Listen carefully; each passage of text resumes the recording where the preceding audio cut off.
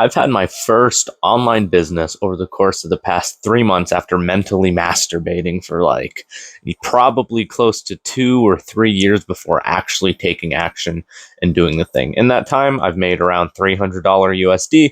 Isn't a lot, but it's enough to kind of teach like younger me on how to actually progress and how to actually do what it is that I want to do. So I'm going to be trying to give you, I'm talking to you as if you're my younger self, because if you don't know, this is my unfiltered channel. This is like where I kind of give like thought ideas and all that type of stuff. I'm not really looking to like make money or grow a following here. It's mostly just like my own online personal journal that I just spread out for one day. If and when I do get famous, people see it and they go, oh, Brandon was thinking that on whatever today's date is. Today is, just for the sake of example, August 31st, 2025. Tomorrow is September, my birthday month. Subscribe because it's my birthday.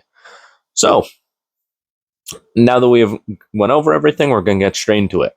Thing number one, what I've realized is that free community transferring to a paid community. So I'm going to kind of tell you like what my business model is essentially. I record YouTube videos, and the funnel used to be, a funnel is essentially just like a pathway to get to your paid product. What the funnel used to be and what was like working, I guess, during the time was I had I would upload YouTube videos, Instagram Reels, YouTube Shorts, all that type of stuff, build up my following on social media. Then I would take people to my free community where I would do like a free course. It was this one. Here, I can show it to you. But I would take them to this free course. You can see, I don't know if it's going to focus. If I lower the brightness, you'll be able to see. You see, bunch of modules, bunch of different stuff. This is now inside my paid program. I removed it, and I'm going to be giving my reasoning in just a second.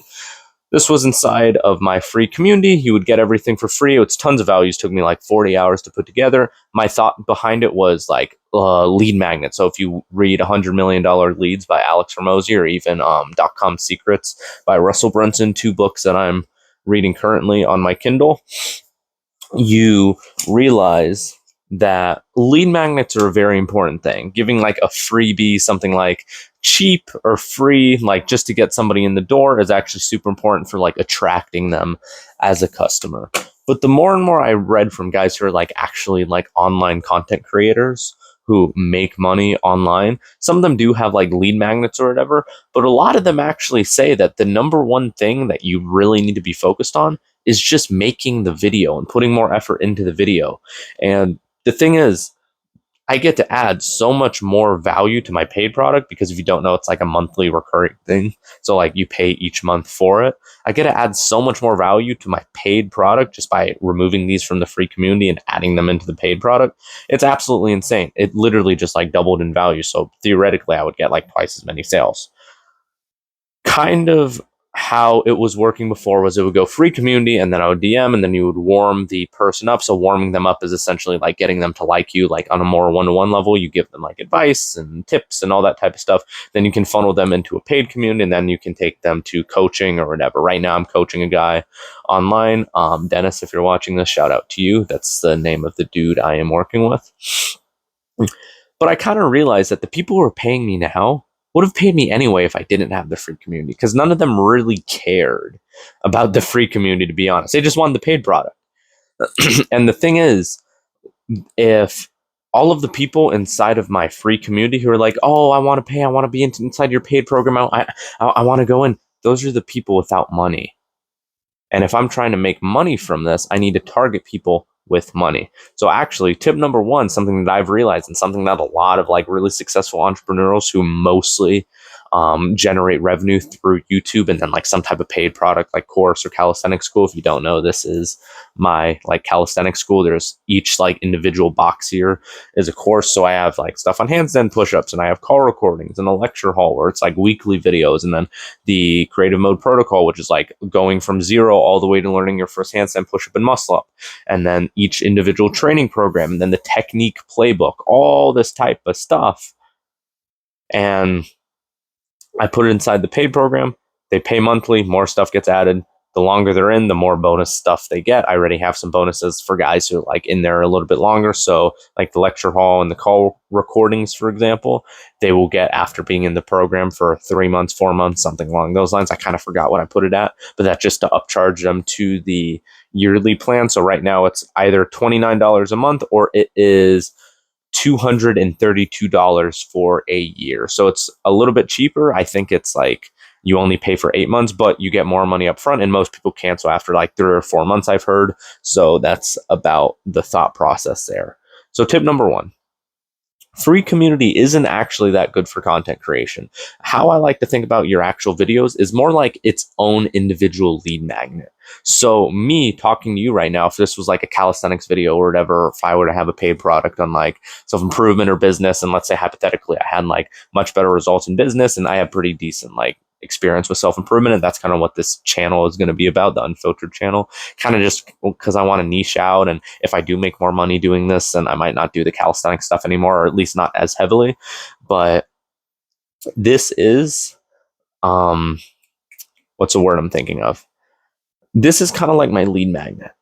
So here I'm giving you the free value for completely free. You get to click on it, you get to absorb it, and this advice may help you in the future. And if it does, you're more likely to pay me. So the more value I give you, the more you're willing to want to pay me. Then you will go to my low ticket offer, which is essentially just like a low ticket offer, is just a cheaper like monthly thing, one-time purchase. Anything less than like $99 a month is considered lower ticket.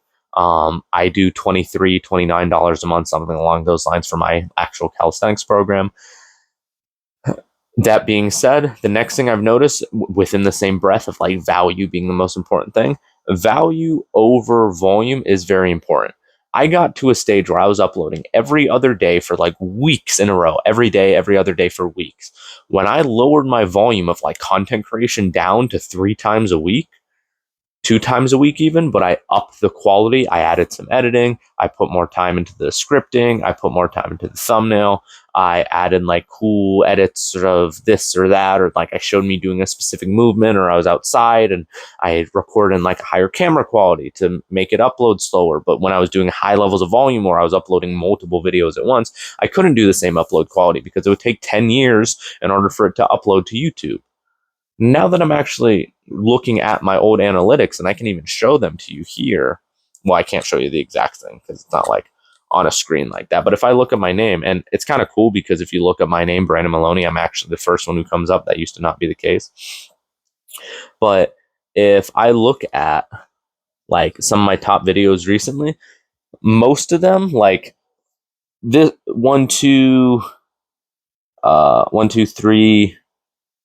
3, 4, 5. The top 2 had the thumbnail removed, but the top 5 of the top 8 are actually edited, and I think it might even be the 6th one as well. Yeah, the 6th one as well. So when I add a little bit of editing, when I put a little bit more effort into the hook, and that takes a little bit more time, I actually make way better results. And I'm to the point to where I can script and record and upload literally like 20 videos a week. Like there's been times where in one morning I've recorded literally like 7 or 9 videos, and that's 2 weeks worth of uploads just done. I'm able to do more when it comes to the value perspective because my volume is so high. I would recommend guys who are just starting out to do more of a volume-based approach, but you can balance that out with adding value. So what I'm doing now is I'm listening to more like Alex Hormozi advice of adding lists, adding steps, adding putting tons and tons of effort into the hook and putting effort into the thumbnails and the titles, because that's what people look at.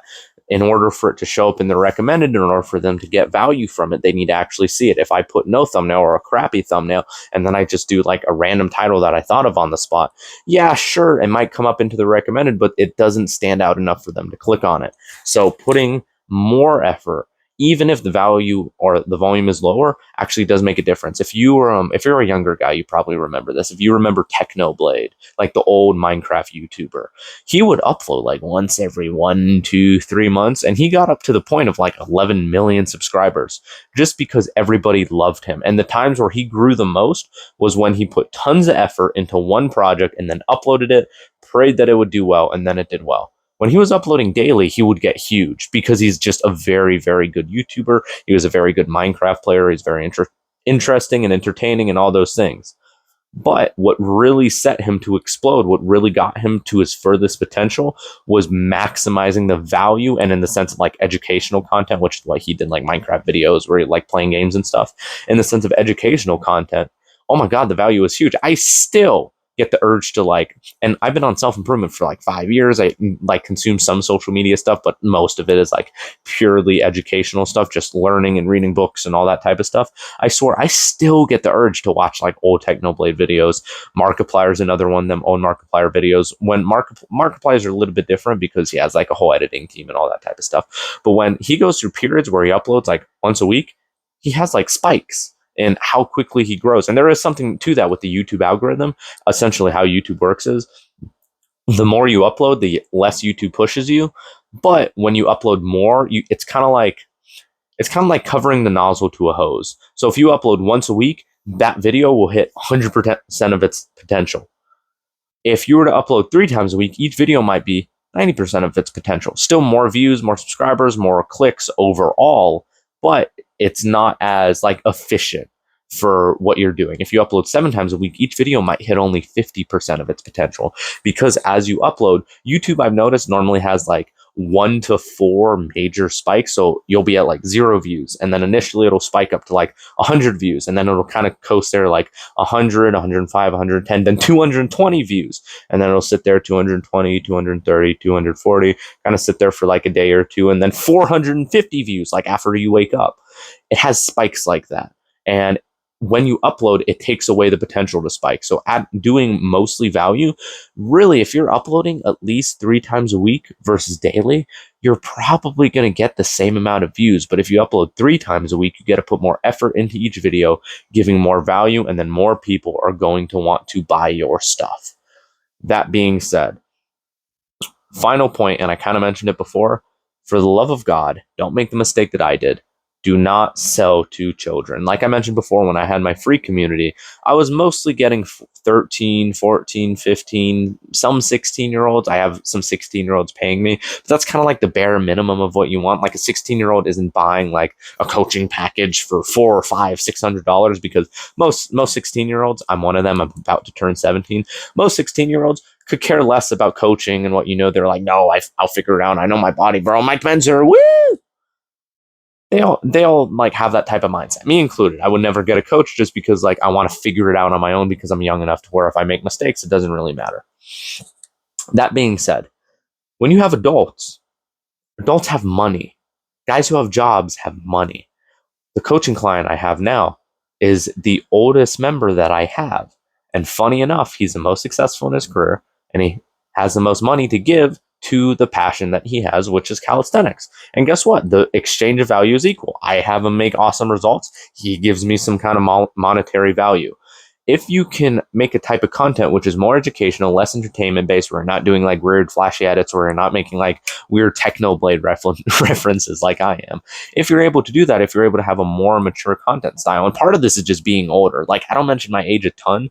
Sometimes I do, but I don't mention it a ton, just because it attracts a younger audience. Because if I say I'm 16, like in the thumbnail, for example, which is what some of my videos do, if I say I'm 16 in the thumbnail, for example, a 33-year-old who would get tons of value from what I say might not even click on it, because they have the ego of going, oh, what does he know?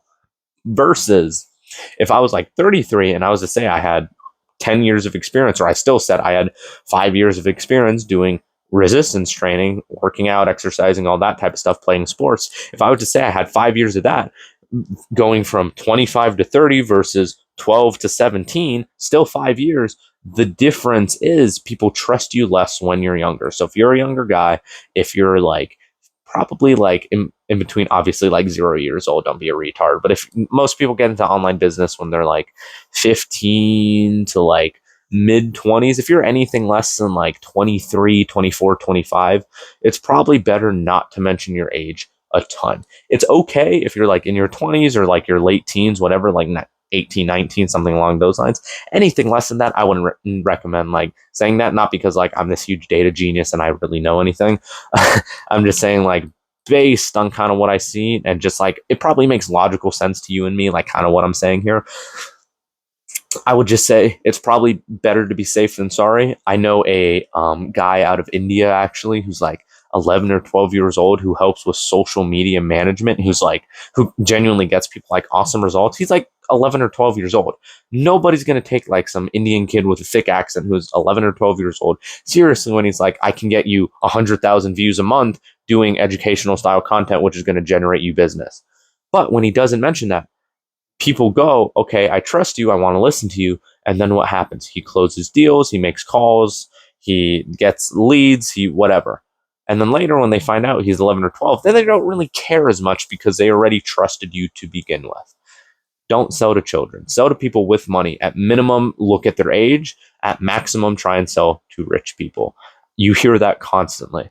If you want to get rich, it is easy. The easiest thing to do is to sell to rich people. I personally don't want to sell to rich people just because I'm not a rich guy. So it'd be a little bit weird. I can't relate to you and I can't really help you with rich people's stuff. I don't understand the process of getting rich. That's why I prefer low ticket, because I like helping younger-ish guys. But if I can weasel in some older dudes, 20s, 30s, maybe even some 40-year-olds, that'll be extremely helpful for me on a monetary aspect. Now, when it comes to like helping younger guys, I'm adjusting my balls, don't mind me. When it comes to helping younger guys,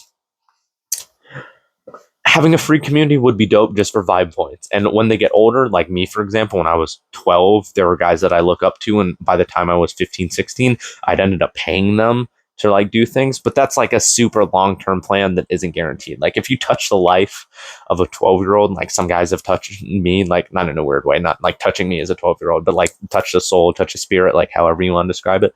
If you can do that for someone, then yeah, 100% dope, absolutely awesome. Like do that, do your free communities, do your like $1 a month low ticket products. But the thing is, younger guys don't even have bank accounts, so $1 a month might even be too much for them.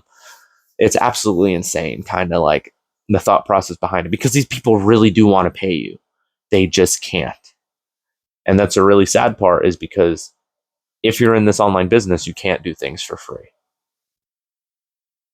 That's been everything. Go down to the comments, comment what tip helped you, what you disagree with, what you agreed with, like, subscribe, all that kind of stuff. Let's blow this channel up, honestly, just because it'd be really funny if my unfiltered channel got bigger than my main channel, which I actually make money from. That has been everything. Keep doing the best of doing your best. Trust God. And signing off.